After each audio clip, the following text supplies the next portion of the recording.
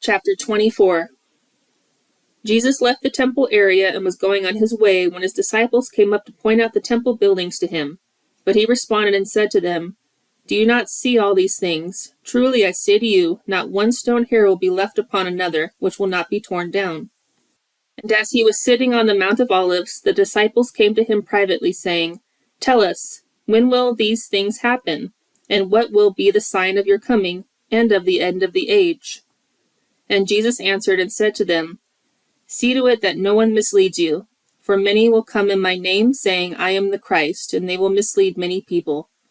And you will be hearing of wars and rumors of wars. See that you are not alarmed, for those things must take place, but that is not yet the end.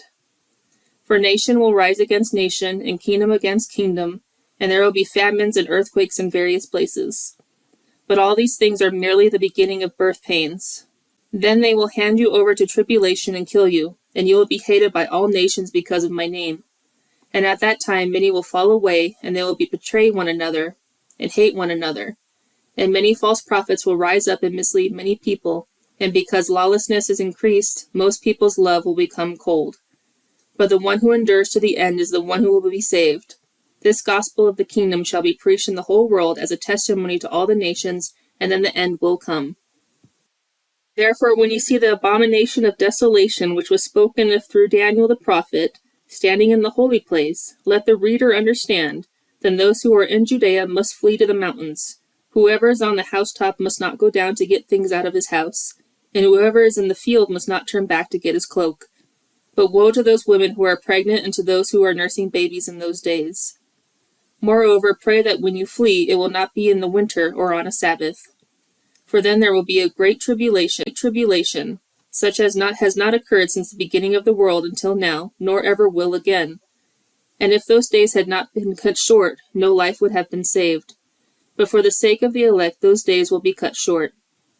Then if anyone says to you, 'Behold, here is the Christ,' or 'He is over here,' do not believe him. For false Christs and false prophets will arise and will provide great signs and wonders, so as to mislead, if possible, even the elect.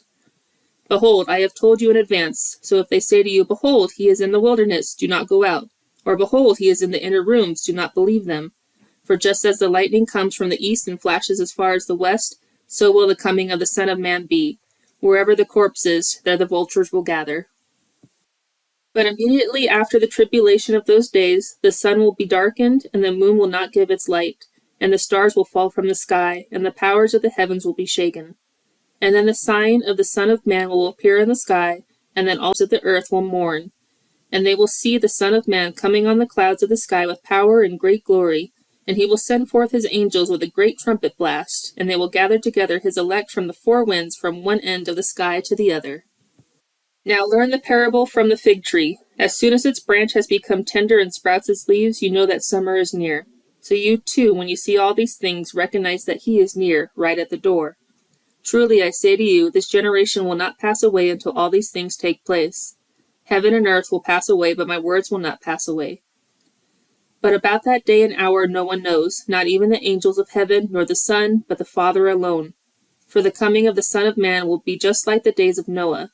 For as in those days before the flood they were eating and drinking, marrying and giving in marriage until the day that Noah entered the ark, and they did not understand until the flood came and took them all away, so will the coming of the Son of Man be. At that time there will be 2 men in the field, one will be taken and one will be left. 2 women will be grinding at the mill, one will be taken and one will be left. Therefore be on the alert, for you do not know which day your Lord is coming. But be sure of this, that if the head of the house had known at what time of the night the thief was coming, he would have been on the alert and would not have allowed his house to be broken into. For this reason you must be ready as well, for the Son of Man is coming at an hour when you do not think he will. Who then is the faithful and sensible slave whom his master put in charge of his household slaves, to give them their food at the proper time?